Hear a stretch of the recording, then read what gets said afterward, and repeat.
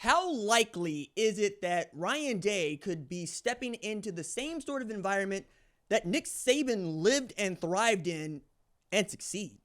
What's up, kinfolk? It's RJ Young. I am not on a step mill. If this is your first time watching the #1 college football show, welcome. Thank you for joining us here. We talk college football 24/7, 365 days a year, even in the week leading up to the Super Bowl, as there is some college football news to talk about, but not a whole lot, as things have settled down in the month of February most every year. And that part, at least, is staying true, even in this tumultuous time of college football, where we're going to see so many more changes on the way. But specifically at Ohio State, taking a look at this because these are the defending national champions, and like some programs that get to win a national championship, you have a lot of turnover, specifically on your coaching staff.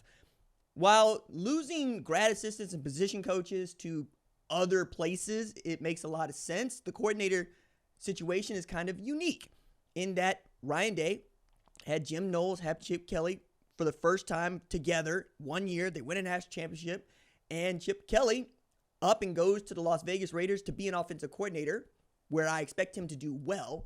And Jim Knowles goes basically across the street to Penn State, where he believes that they are very close to winning a national championship, right there on the cusp. But one of the things that I was really interested in taking a look at was just how likely it is that Ryan Day could find himself in a spot that Nick Saban found himself in more times than not. This is a man who would lose his both coordinators defensively and offensively in years that, followed up with two brand new faces, and it was just fine. As a matter of fact, every 2 years he seemed to change over an OC. But the way I always looked at this was you always have your bread and butter, right? Kevin Steele, his last year at Alabama, right before he retires, he was asked about the defense leading up to their game against Michigan, what they had done to beat Georgia in the SEC championship.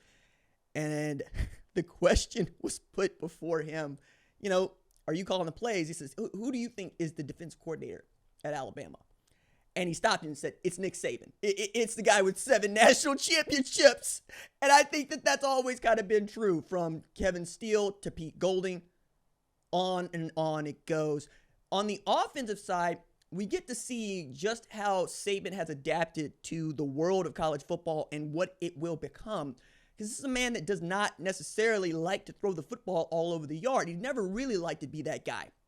But he was always willing to do what was ever necessary to win championships. So you go from having a program that is built around running the football and a game manager at quarterback playing sound defense, to playing sound defense, but then having guys that will throw the football all over the yard and making your wide receivers a much bigger part of what you do. You can go from having Derrick Henry rush for 1 billion yards and win the Heisman Trophy to Devontae Smith going for 1,862 yards, 23 TDs, and 117 receptions in 1 year, win the Heisman Trophy. I thought it was worth pointing out that this is a man who went from, yes, Greg McElroy to Blake Sims to Jalen Hurts to Tagovailoa, right? And at the end there, Bryce Young, another Heisman Trophy winner, a guy that he built the offense around, or saw the offense built around. Ryan Day is the offensive side of that coin. He came to Ohio State as a play caller in 2017. Not long after that, he becomes the head coach as Urban Meyer steps down. And 7 years later, we're talking about winning a national championship as the head coach at Ohio State. And now, it feels like he is finally feeling his position. He is feeling as if, okay, I think I know what I'm doing here. And there was not really a shock when Jim Knowles left to go to Penn State, or there wasn't really a shock when Chip Kelly left to go to Las Vegas Raiders. It wasn't really a shock when Justin Fry decided to up and go to the Arizona Cardinals. Now, he dealt with this earlier in the year, too. People forget this. Tony Alford left from Michigan, which means you need to go hire another running backs coach. Went and got Carlos Locklin, and that was an outstanding get for him. Add to this, you also are able to keep the guys on staff that you absolutely positively need. And right now, I don't know that there's anybody that is as important to Ohio State's success as Larry Johnson Sr. and Brian Hartline. Both of those guys feel like the best coaches at their position, period, across football, anywhere you want to coach them up.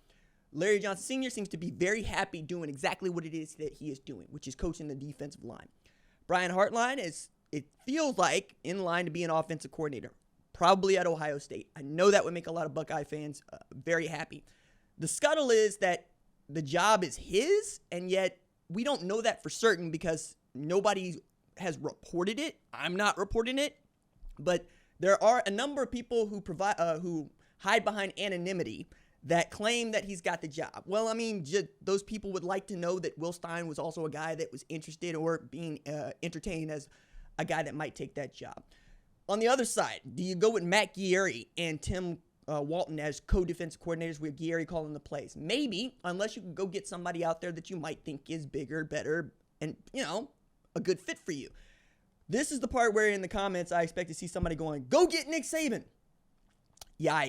No is the answer to that. But go get Bud Foster since we're here. Go get Steve Spurrier to coach the offense since we're here. Let's do that. I don't know that there is a guy that pops for me right away that I think marries well with what Ohio State is doing or wants to do in 2025. I do know that they're going to have a very talented group led by Caleb Downs, who was a unanimous All-American last year, and I expect will probably be a unanimous All-American this year if he continues to play like he did. Offensively, you know what it is. It's Jeremiah Smith. It's always been Jeremiah Smith. Now it's Jeremiah Smith, Carnell Tate, Brandon Ennis, James Peoples. You're going to add the artfully named Bo Jackson, who goes by Turbo. I'm very interested to see what the identity of this program looks like. Not necessarily in the first 6 weeks, but in the last 6 weeks of the season. I like pointing out that Ohio State played the longest season in college football. 16 games, okay? That's remarkable. What I also think many people are going to take away from this is not just how taxing the season was, but neither Notre Dame nor Ohio State played for a conference championship, which probably had a lot to do with some of how fresh they were and some of how they were able to prepare for the 4 games that they needed to play to get there. 3 games to get there, 4 to win. Okay. I am looking at Ohio State's first 6 games versus this last 10. And I think that's how we're going to come to look at college football as a whole, especially when we go to what are your coordinators doing and why are they doing it? Like what Joe Brady did at LSU when he said, over the course of the year, you guys are going to catch 10,000 balls. How does that track in this new college football age? And do you hire a coordinator with that sort of a mindset where he is got a full 365-day plan that gets you not just from the start of camp to the end of the season, but maybe in February to the end of the season? There's all sorts of ways to look at this holistically. And I think as we get closer and closer to the college football playoff changing how it chooses teams, maybe even expanding the importance of non-conference games versus the importance of conference championships, when the season is actually being put on the line, which is November, really, for all of us. By that time, we know who's good and who's not. I'm curious how close we get to the NFL model, and that's something that Ryan Day also wants to take into account when he's looking at coordinators. I don't mind saying it. The guy that's been in the back of my brain for a little while now has been Bobby Slowick, who's out of a job at Houston, but might fit into what it is that they're trying to do at Ohio State. Maybe he wants to recruit. I know there's some of y'all on the defensive side going, go get Jeff Hafley. I think Jeff Hafley's having a great time coaching the Green Bay Packers as defensive coordinator, man. Like, I don't see him leaving that gig. Not because Ohio State's not a great gig, but because he's had it already, right?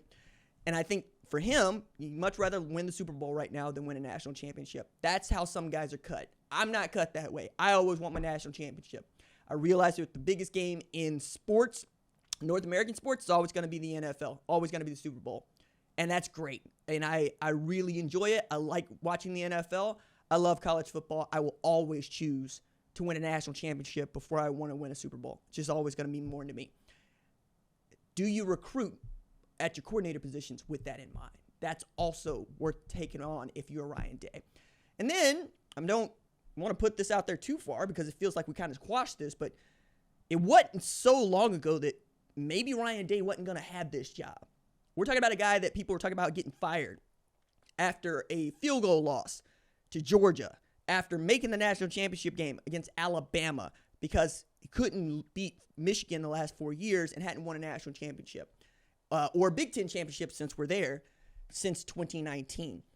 Do you want to keep doing this? And if you do want to keep doing this, how does it look? Well, it's probably going to look a lot like this. It's going to look a lot like what Nick Saban was going through. So this is a really good test of how Ryan Day attacks being the head coach and having the program completely positively on his shoulders for the foreseeable future. And I, for one, am so wildly interested in what he decides to do.